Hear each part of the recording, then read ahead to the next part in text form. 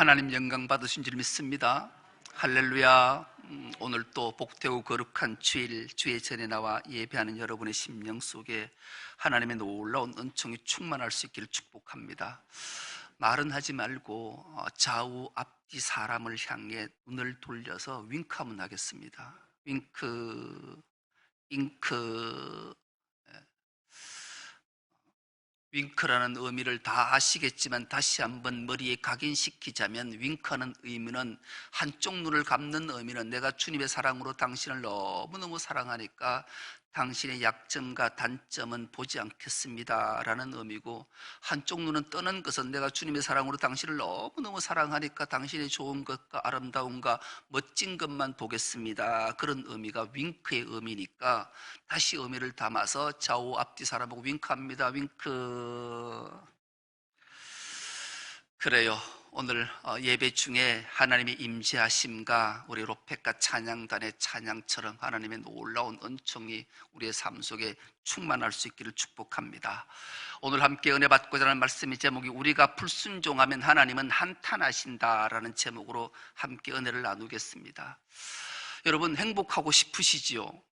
행복하십니까?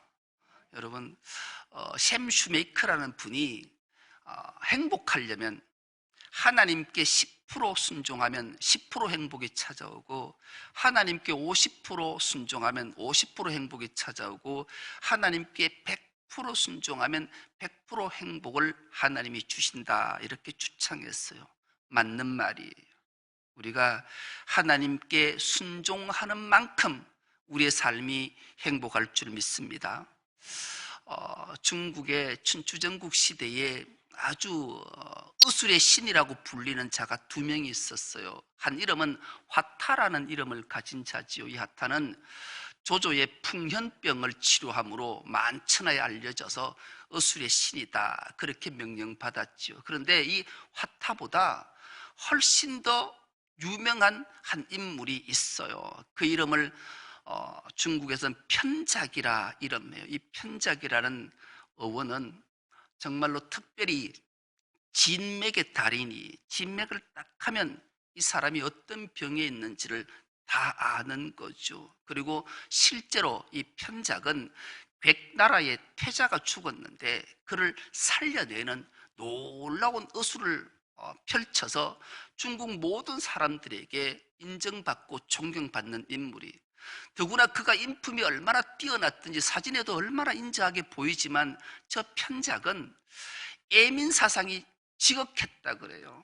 백성들을 사랑하는 마음이 탁월했고 특별히 예방의학의 선구자다. 그러니 병이 들기 전에 예방하는 것이 참 중요하다는 걸 주창해서 많은 이들로부터 존경받았던 이름이 편작이에요. 어느 날 이 편작이 제나라 항궁에게 와서 진맥을 하게 돼요. 제나라 항궁에 진맥을 해보더니만 이렇게 진단을 하는 거죠. 폐하. 폐하는 지금 피부에 병이 생겼으니 치료받아야 되겠습니다. 그래요. 그런데 이 황제 항궁이 무슨 소리 하냐, 내 몸은 내가 잘하는데 아무 이상이 없고 정색하고 아프지 않는데 무슨 소리 하냐, 물러가거라 그랬어요. 그래서 이 편작이 물러나와서 10일이 지난 후에 다시 가서 이 항궁을 진맥하고, 폐하, 지금 이 병이 살 속에 들어와 있으니 이제는 치료하셔야 되겠습니다. 그러니 황궁이 무슨 소리 하냐, 내가 지금 아픈 곳이 없고 건강한데 무슨 병이 자꾸 있다고 하냐, 딴소리 하지 말고 물러가거라, 이렇게 내쳤어요.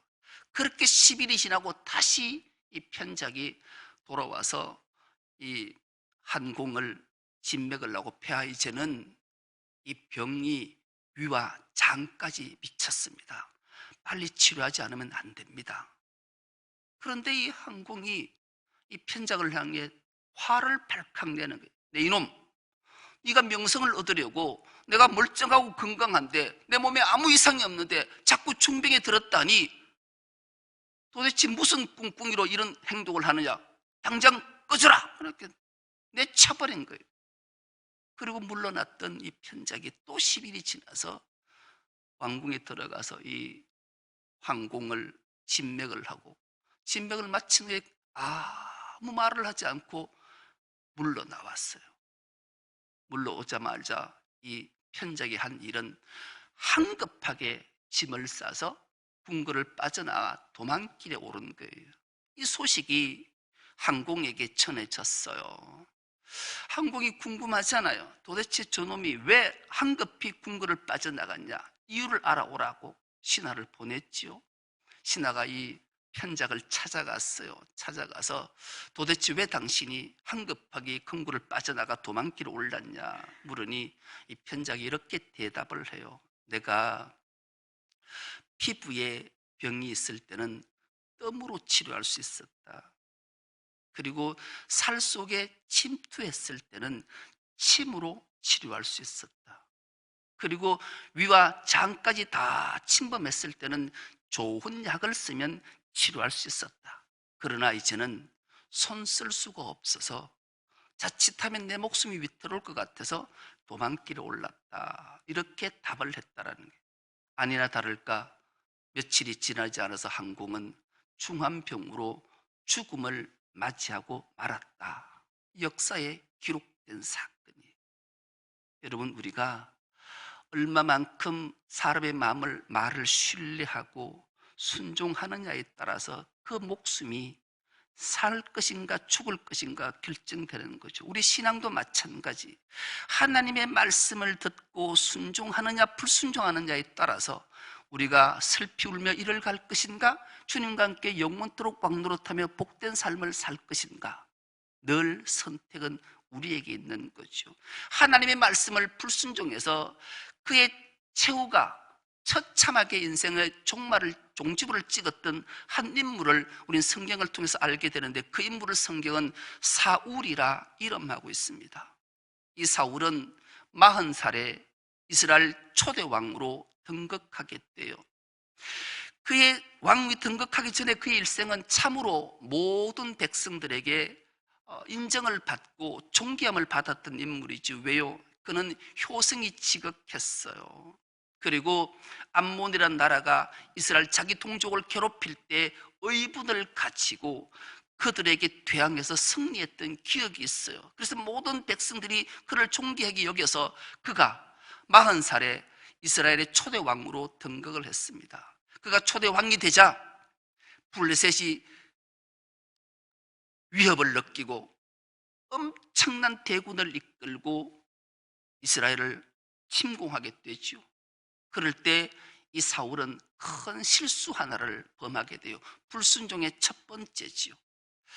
전쟁에 나갈 때는 반드시 하나님 앞에 번제를 드리고 제사를 드리고 나가야 되는데, 제사 침례하는 사무엘이 더디 오므로 백성들은 두려워하고 도망자가 속출하고 다급한 나머지 자기가 하지 말아야 할 일, 전쟁은 여호와께 속하면서도 알면서도 불구하고 자기가 불이 나게 급하게 번제를 드리고 블레셋과 전쟁을 해버렸어요. 물론 승리했어요. 그러나 사무엘이 진노하게 되죠. 그래서 사무엘이 불순종이 얼마나 큰 죄악인지 왕위의 날이 길지 않을 것이다, 이런 책망을 받았을 때 가장 먼저 해야 될 일은 불순종의 죄를 깨닫고 하나님 앞에 회개하고 돌아왔으면 그의 일생은 참 좋을 뻔했는데 그렇지 않았던 거지요.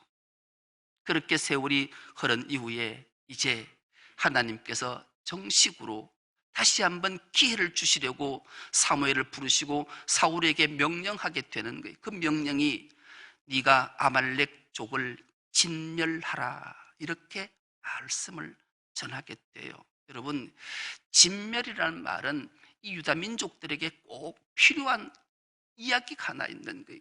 진멸이라는 말은 유대인들에게, 히브리인들에게는 헤렘법이라는 게 있어요. 헤렘, 따라 해볼까요?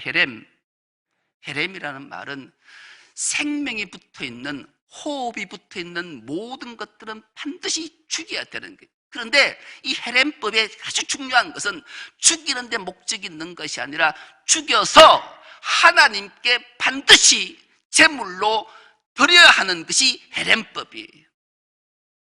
그러니 죽이는 데 목적이 있는 게 죽여서, 그러니 반드시 생명이 붙어있는 모든 것들은 짐승이든 식물이든 갓난아기든 태중에 있는 아기든 노년이든 어린이든 젊은이든 모든 호흡 있는 모든 것들은 다 죽여서 하나님 앞에 번제물로 드려야 하는 것이 헤렘법이에요.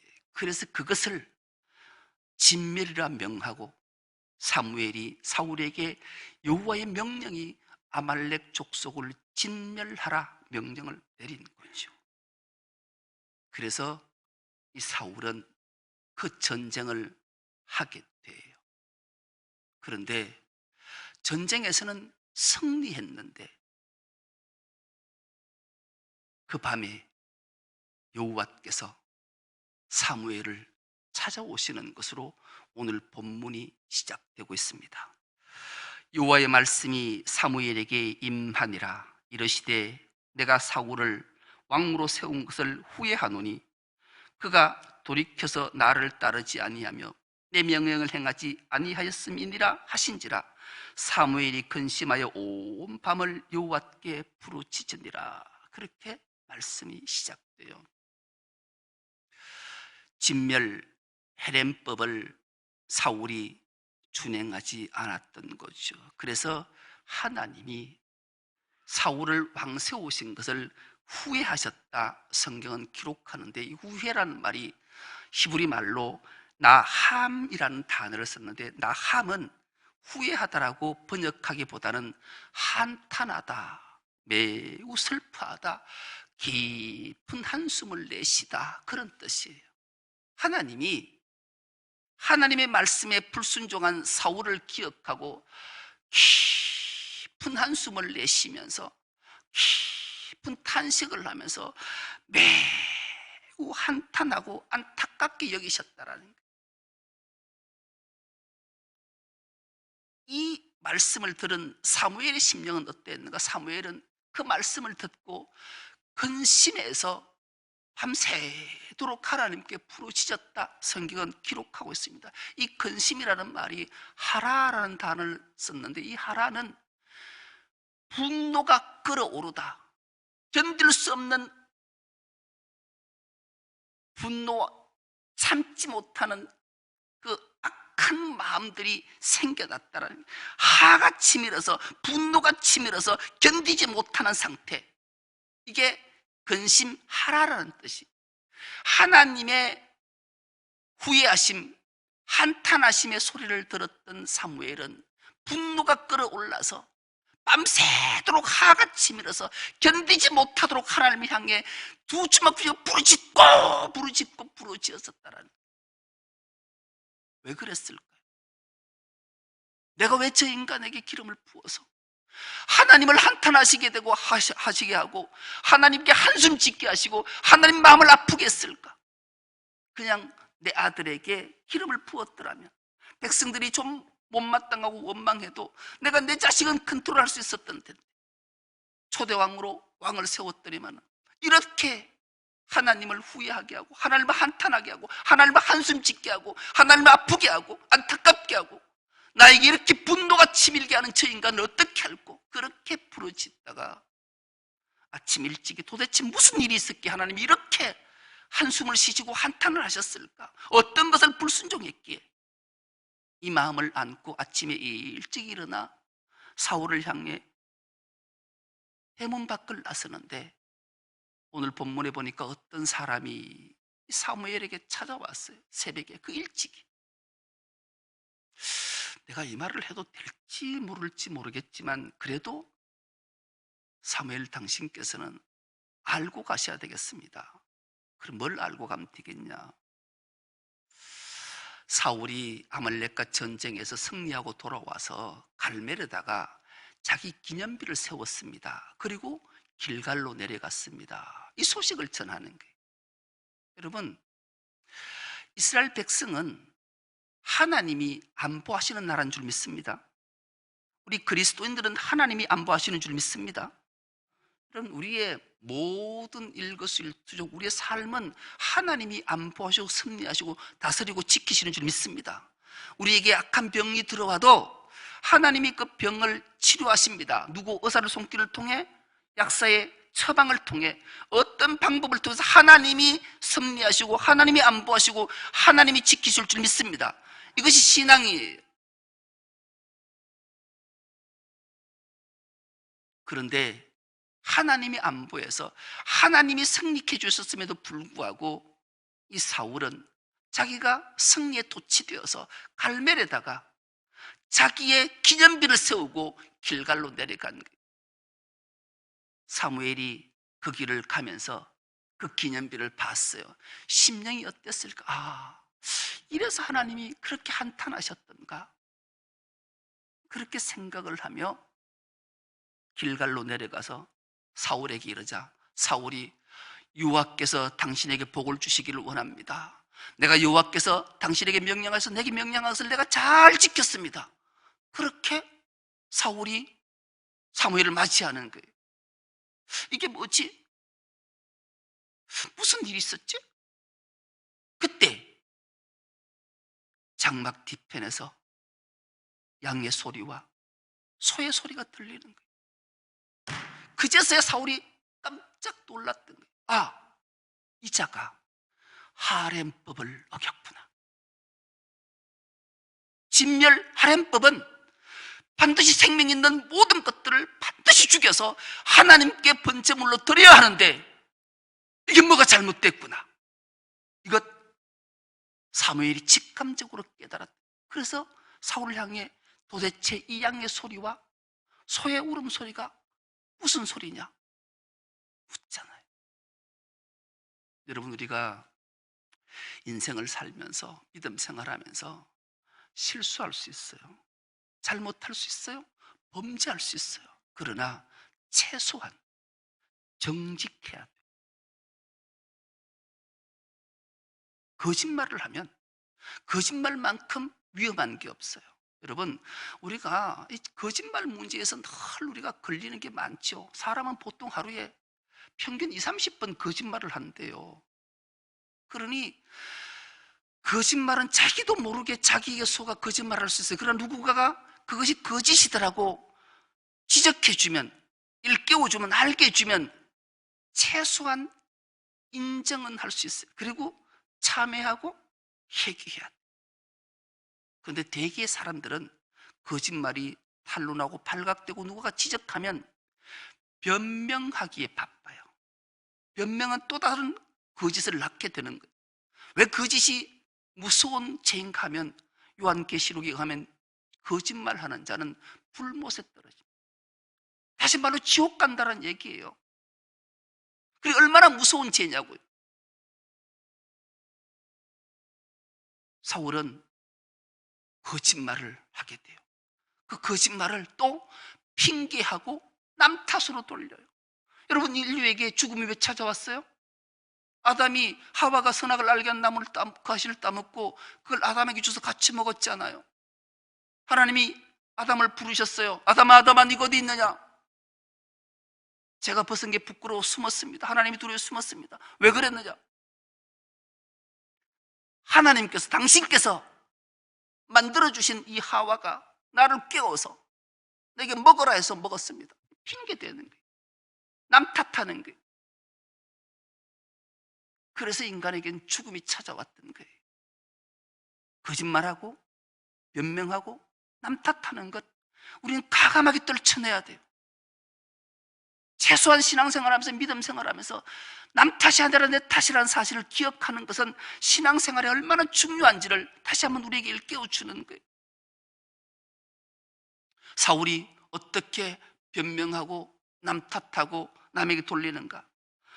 15절입니다. 사울이 이르되 그것은 무리가 아말렉 사람에게서 끌어온 것인데 백성이 당신의 하나님 여호와께 제사하려 하여 양들과 소들 중에 가장 좋은 것을 남겼다. 그렇게 탓하고 변명해요. 내가 전쟁을 끝내고 보니까 무리들이, 군대들이 20만이 좋은 것 막 끌어왔는데 백성들이 그걸 보고 어이쿠, 내 하나님이 아니고 당신의 하나님께 제사하려고 좋은 것 가지고 왔습니다 해서 내가 이거 받았고 나머지 하찮은 것들은 다 진멸했습니다. 사울은 헤렘법을 잘 알던 인물이었어요. 자기의 탐욕과 욕심 때문에 눈에 보이는 그 탐욕을 주체하지 못해서 그렇게 하나님의 법을 불순종하고, 그래서 결국 하나님을 한탄하게 만든 인물이 되고 말았던 거죠. 너무나 안타깝고 안타까운 일이 아닐 수 없는 게, 우리도 마찬가지예요. 우리가 신앙생활하면서 실수하고 잘못했을 때 하나님 앞에 변명하고 남 탓하는 것이 아니라 솔직히 자기 죄를 인정하고 하나님 앞에 회개하면 하나님은 모든 죄를 사하시는 은혜의 하나님, 사랑의 하나님인 줄 믿습니다. 그래서 우리가 신앙생활하면서 이런 실수를 했을 때, 누군가가 지적해 줄 때, 말씀을 듣고 깨달음이 있을 때 정말로 참 마음으로 하나님 앞에 참여하고 회개하는 것이 얼마나 중요한지 몰라요. 그런데 사울은 이렇게 거짓말하고 변명하고 남 탓하고 많은 거죠. 그제서야 하나님이 한탄하심을, 슬퍼하심을, 아파하심을 사무엘은 정확하게 알았어요. 그래서 16절로 이렇게 말씀합니다. 사무엘이 사울에게 이르되 가만히 계시옵소서. 이 성경이 아주, 성경의 기록을 이랬어요. 뭐라, 입 닥치고 가만히 있어봐라, 이런 말이에요. 그 입 다물라, 그 말하는 거예요. 간밤에 여호와께서 내게 이르신 것을 내가 당신에게, 왜 하나님께서 당신의 불순종을 그렇게 한탄하시고 마음 아파하셨는지 이제 기억해라. 그러시면서 이 사울에게 하나님의 준엄한 말씀을 행하는 거죠. 그리고 네가 거짓말하고 거짓말한 게 어떤 건지 아냐? 오늘 본문에는 읽지는 않았지만 오늘 본문 19절, 16절 밑에 19절입니다. 19절 우리가 한 목소리를 한번 합독해 보겠습니다. 시작. 어찌하여 왕이 여호와의 목소리를 청종하지 아니하고 탈취하기에만 급하여 여호와께서 악하게 여기시는 일을 행하였나이까. 정확하게 꼬집어 주는 게, 네가 남겼다고 무슨 소리 하냐? 탈취했다, 강도질했다, 이 말을 하는 거예요. 하나님께 반드시 진멸해서 하나님께 번제로 드려야 될 그 재물을 네 욕심에, 네 탐욕에 탈취해서 하나님의 것을 강탈했으니 이 죄가 얼마나 큰지를 정확하게 하나님이 사무엘을 통해서 꼬집어 주신 말씀이에요. 이것으로 그치지 않았어요. 하나님 것을 탈취했으니 하나님의 징계가 어떤 것인가를 22절에서 23절로 말씀하십니다. 22절과 23절로 또 우리가 한 목소리 합독해 보겠습니다. 시작. 사무엘이 이르되 여호와께서 번제와 다른 제사를 그의 목소리를 청종하는 것을 좋아하심같이 좋아하시겠나이까. 순종이 제사보다 낫고 듣는 것이 순양의 기름보다 나으니 이런 거역하는 것은 점치는 죄와 같고 완고한 것은 사신 우상에게 절하는 죄와 같음이라. 왕이 여호와의 말씀을 버렸으므로 여호와께서도 왕을 버려 왕이 되지 못하게 하셨나이다 하니. 여러분, 무섭고 무서운 말씀이잖아요. 왕이 여호와의 말씀을 버렸으므로 여호와께서도 왕을 버려 왕이 되지 못하게 하셨나이다. 오늘 우리에게로 적용해 볼까요? 오늘 그리스도인 우리가 하나님의 말씀을 버리면 하나님께서도 우리를 버리신다 말씀하시는 거예요. 한번 따라해 보겠습니다. 하나님의 말씀을 버리면 하나님께서도 그 사람을 버리신다. 여러분, 하나님 말씀을 청종하지 않고 하나님 말씀에 불순종하면 하나님이 그 자를 버리신대요. 아니, 버리십니다. 기억하셔야 돼요. 하나님이 우리에게 하신 말씀을 청종하고 그 말씀을 순종하게 몸부림치면 전능하신 성령 하나님께서 나를 도우셔서 그 말씀을 순종케 이끌어 주십니다. 그러나 우리 그 말씀을 한 귀로 듣고 한 귀로 흘려버리고 그 말씀에 순종하지 않고 불순종하면 하나님 한탄하실 뿐만 아니라 하나님 우리를 버리신다는 사실을 꼭 기억하는 은혜가 있기를 축복합니다. 그래서 늘 우리는 하나님 말씀을 들을 때 이 말씀을 마음판 깊이 새겨서 순종하려고 몸부림쳐야 돼요. 이때쯤 되면 이때쯤 되면 사울이 덜썩 주저앉아 통곡하며 회개해야 될 텐데 사울은 끝내 하나님 앞에 불순종하고 변명함으로 그 일생이 마감을 해요. 편작이 제 나라 항공에게 진맥을 내서 당신 피부에 병이 돋았습니다. 뜸으로 치료할 수 있습니다. 들었더라면 그 기회를 놓쳐서 폐하, 당신의 병이 살 속에 침범했습니다. 침으로 고칠 수 있습니다. 치료하시지요. 불순종해. 폐하, 이제 그 병이 위와 장까지 들어갔어요. 좋은 약으로 치료할 수 있습니다. 듣지 않았어요.